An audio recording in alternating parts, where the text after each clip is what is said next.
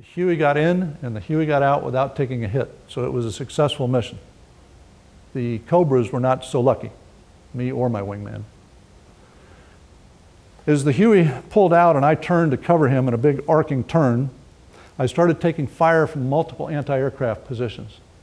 At first, I was taking rounds in the tail of the aircraft. Now, to give you an idea, an impression of what this was like, normally my experience in combat, when I took small arms hits from enemy machine guns or rifles, it always reminded me of, if you remember the old Jiffy Pop they used to have with the aluminum foil that would come up, it sounded and felt a lot like Jiffy Pop. And if you don't know what I'm talking about with Jiffy Pop, if you just can imagine popcorn in a pan hitting the lid of the pan, that's what it felt like to take hits.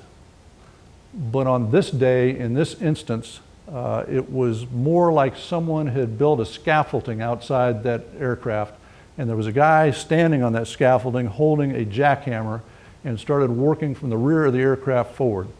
The first thing I lost was my tail rotor was shot off. Now, if you're not familiar with helicopter aerodynamics, there's a big rotor blade on top and a little small rotor blade in the back. The big blade gives the aircraft lift and makes it move. That little blade in the back keeps the whole helicopter from rotating around that big blade. So when you lose the little blade, you're in serious trouble. So I had my tail rotor shot off.